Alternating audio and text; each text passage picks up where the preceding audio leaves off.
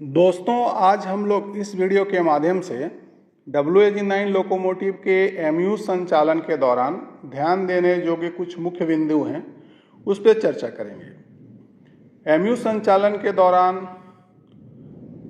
Loco pilot और ALP को cab display को केवल नोड इन्फॉर्मेशन मोड में ही रखना चाहिए। नोड इन्फॉर्मेशन मोड में दोनों लोको के FLG या ICP या MCC की स्थिति देखी जा सकती है। यदि कैब डिस्प्ले में कोई फॉल्ट मैसेज पॉपअप होता है तो लोको पायलट या ALP को उस फॉल्ट मैसेज को लोको नंबर सहित नोट करना चाहिए। फिर BPFA दबाकर फॉल्ट को एक्नॉलेज करना चाहिए और दोनों लोको के नोड की जांच कर उचित कार्रवाई करनी चाहिए। यदि फॉल्ट मास्टर लोको में है तो नोड की जांच कर TSD के अनुसार ट्रबल शूट करें। यदि फॉल्ट स्लैब लोको में है तो स्लैब लोको के नोड की जांच कर TSD के अनुसार ट्रबल शूट करें। MU लोको ऑपरेशन में दोनों लोको का फॉल्ट मैसेज मास्टर लोको के डिस्प्ले यूनिट पर दिखाई देता है। सामान्यतः MU operation free and cab से ही संभव है, लेकिन आजकल कुछ लोको में मॉडिफिकेशन हुआ है, इसलिए आपात स्थिति में इंटरमीडिएट कैब से भी प्रयास किया जा सकता है। यदि इंटरमीडिएट कैब से ऑपरेशन संभव नहीं हो तो फ्री एंड कैब से कंट्रोल इलेक्ट्रॉनिक्स को ऑफ और ऑन कर फिर से प्रयास कर सकते हैं। यदि एंगल ट्रांसमीटर फेल हो जाए तो केवल मास्टर लोको में 152 स्विच की स्थिति बदलें।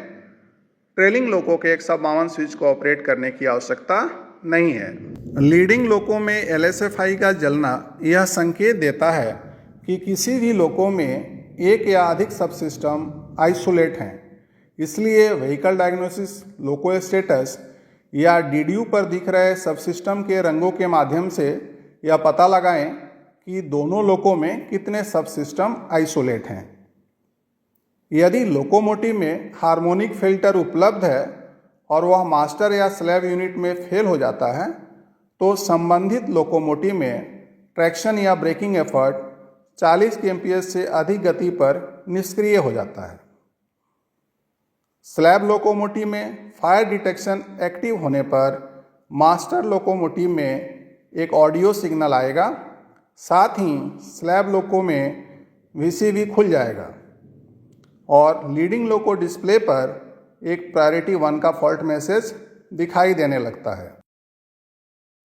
15 किलोमीटर प्रति घंटे की गति से शंटिंग करने के लिए केवल मास्टर लोको के 160 स्विच की स्थिति को ही बदलने की आवश्यकता है। पीछे लोको में 160 स्विच अपने नॉर्मल पोजीशन पर ही रहेगा। यदि मल्टी यूनिट में एक से अधिक कैब सक्रिय हैं तो दोनों लोको बंद हो जाएंगे और दोनों लोकोमोटिव के डिस्प्ले पर एक संबंधित संदेश दिखाई देगा। यदि लीडिंग लोको में LSDJ की बत्ती जले बिना प्रायोरिटी 1 का फॉल्ट मैसेज दिखाई देता है तो इसका अर्थ होता है कि यह खराबी ट्रेलिंग लोको से संबंधित है। यदि स्लैब लोको में VCV ओपन होता है तो मास्टर लोको में LSDJ की बत्ती नहीं जलती है। स्लैब लोको को अलग से डी एनर्जाइज नहीं किया जा सकता है। यदि डी एनर्जाइज करना आवश्यक हो तो ट्रेन रोक दें, DJ को ट्रिप करें, मास्टर लोको का पेंटोग्राफ डाउन करें, उसके बाद स्लैब लोको में जाकर उसे ट्रेल डेड या टाउ डेड करें। स्लैब लोको को स्वतंत्र रूप से ट्रेलिंग मोड ऑपरेशन के माध्यम से इनर्जाइज और संचालित किया जा सकता है और स्लैब लोको को मास्टर लोको से ही ट्रेलिंग मोड ऑपरेशन के द्वारा नियंत्रित भी किया जा सकता है। मल्टी यूनिट काम करते समय यदि स्लैब लोको फेल हो जाता है तो क्या कार्रवाई करनी है, इस पे चलिए चर्चा करते हैं। यदि DDS पर कोई फॉल्ट मैसेज दिखाई देता है तो सबसे पहले लोको नंबर की जांच करें कि यह लीडिंग लोको का है या ट्रेलिंग लोको का फॉल्ट है, फिर उसे नोट करें। उसके बाद BPFA दबाकर फॉल्ट को एक्नॉलेज करें। फिर नोड इन्फॉर्मेशन मोड में दोनों लोको के नोड की स्थिति जांचें ताकि लोको की स्थिति का पता चल सके और नोड के अनुसार कार्य किया जा सके। यदि पीछे वाले लोको का VCV खुला है और उसका पेंटोग्राफ उठी हुई स्थिति में है, अर्थात स्लैब नोड 550 दिखा रहा है, तो यदि लोड अनुमति देता है तो इस स्थिति में ब्लॉक सेक्शन को क्लियर करने में 10 मिनट से अधिक समय लिया जा सकता है। ऐसी स्थिति में ट्रेलिंग लोको का कंट्रोल इलेक्ट्रॉनिक्स स्वतः ऑफ नहीं होगा। यदि स्लैब लोको का नोड मास्टर लोको से भिन्न हो तो स्लैब लोको के VCU को रीसेट कर ठीक करने का प्रयास करें। यदि ऐसा नहीं है तो मास्टर लोको में कंट्रोल इलेक्ट्रॉनिक्स को ऑफ करें और BL की निकालें। इसके बाद स्लैब लोको में जाकर कंट्रोल इलेक्ट्रॉनिक्स को ऑफ करके फिर से चालू करें और नोड 504 बनाएं। फिर BL की को D से वापस ऑफ पर घुमाकर निकाल लें और मास्टर लोको की ओर बढ़ें। मास्टर लोको में कंट्रोल इलेक्ट्रॉनिक्स को ऑन करें।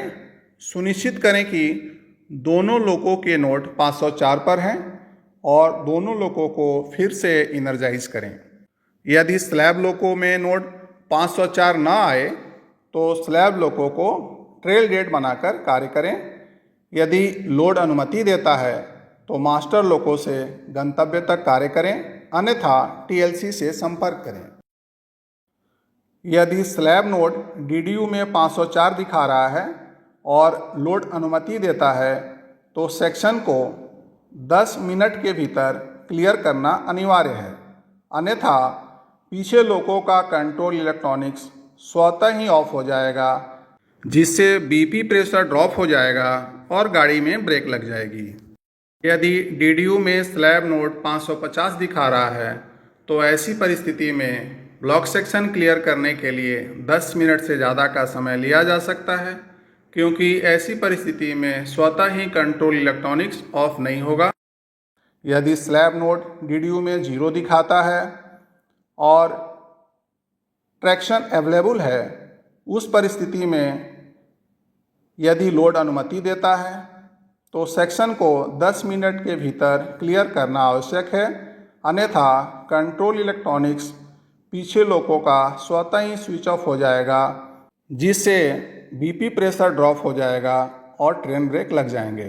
तो दोस्तों, मल्टी यूनिट संचालन के दौरान इन बातों का आप अवश्य ध्यान रखिएगा ताकि फेल्योर से बचा जा सके।